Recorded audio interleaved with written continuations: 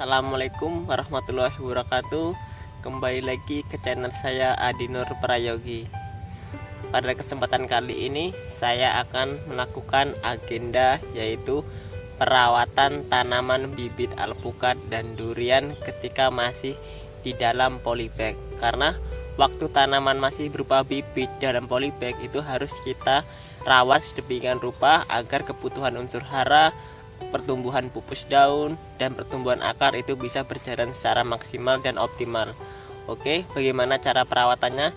Saksikan terus video kali ini, jangan di skip karena banyak sekali info yang akan kalian dapat sehingga kalian bisa merawat tanaman kalian di rumah sendiri agar bisa tumbuh dan subur. Bagi yang belum subscribe, silahkan subscribe terlebih dahulu.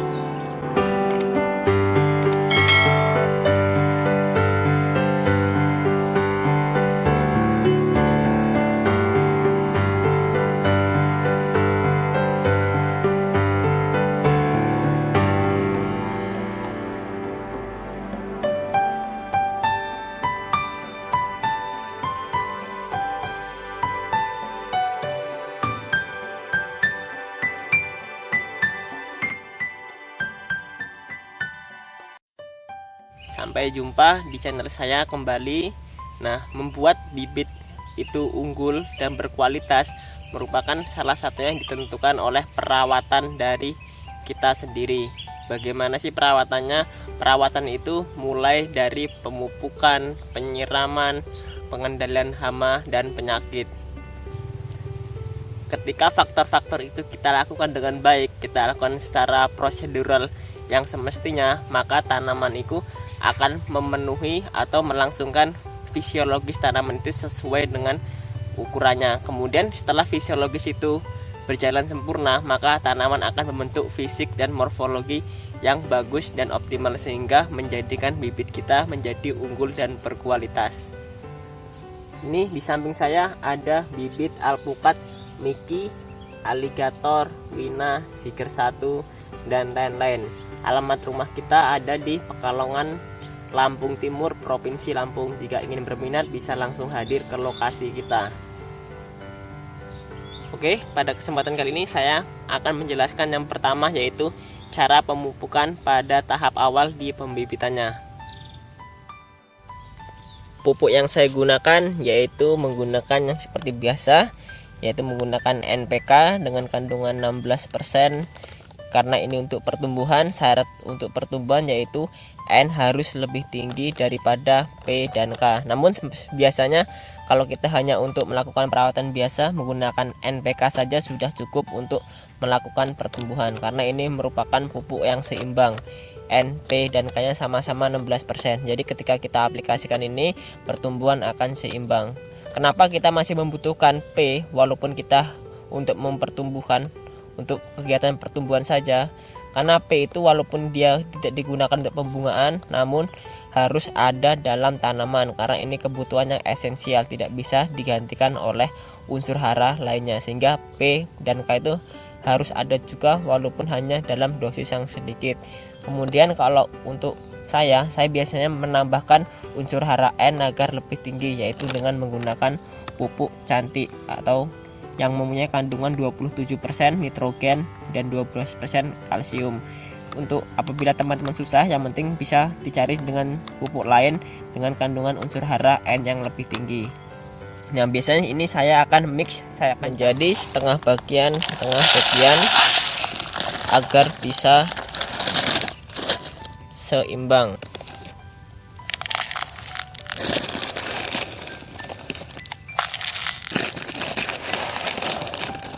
Kemudian ini bisa kita aduk hingga rata dan kita aplikasikan langsung ke tanaman. Seperti yang saya jelaskan kemarin, sebaiknya pupuk itu kita aplikasikan pada sore hari. Bagi yang belum tahu videonya bisa kalian cek di link deskripsi ini untuk bisa disimak lebih lanjut agar kita tidak salah dalam melakukan tindakan pemupukan. Nah, caranya kalau saya, karena ini dalam jumlah yang banyak, kalau saya kocor satu persatu itu akan tidak efektif.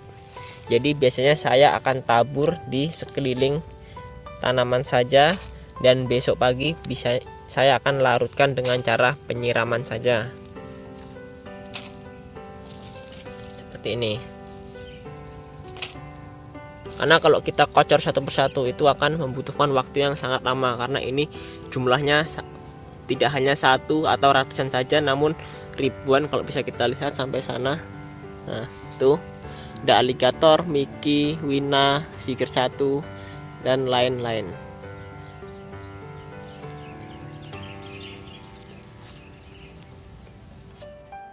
Nah, kemudian perawatan selanjutnya yaitu pengendalian hama dan penyakit. Biasanya yang sering kita temui yaitu penyakit pada daun, yaitu daunnya berlubang-lubang dan bolong-bolong. Apa sih itu hamanya? Hamanya yaitu berupa ulat, bisa juga belalang.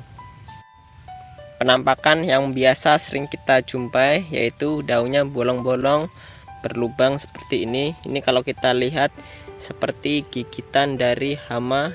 Nah, kalau dia gigitannya seperti ini biasanya ulat. Nih seperti ini. Namun ada juga yang hama lain seperti belalang apabila lokasi kita biasanya dekat dengan pohon-pohonan yang bisa mengundang dari belalang. Kalau saya biasanya untuk mencegah ini, saya aplikasikan setiap pupus daun muda ini dengan menggunakan sidametrin saja atau dengan drusban saja, terserah. Itu yang penting untuk mengantisipasi ulat maupun belalang seadanya semudahnya ditemukan di kios-kios pertanian yang dekat dengan rumah kita. Nah, ini jadi kalau kita aplikasikan setiap daun muda itu, daun bisa subur dan tidak cacat karena hama itu.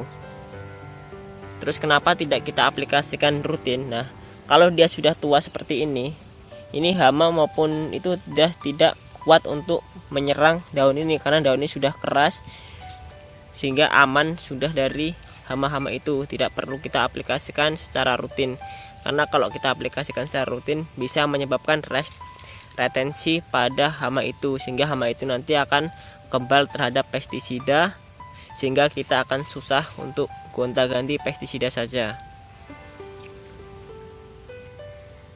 Nah, ini ketika sudah terjadi serangan yang lebih lanjut pada tanaman kita seperti ini.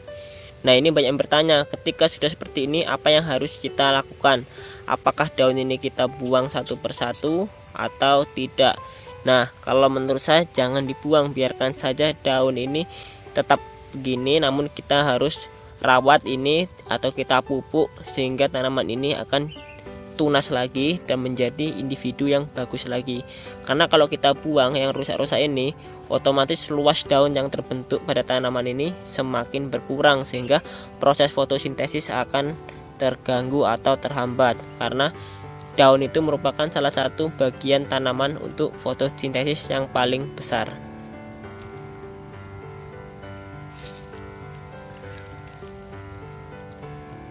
Oke, mungkin sekian dulu video yang saya buat.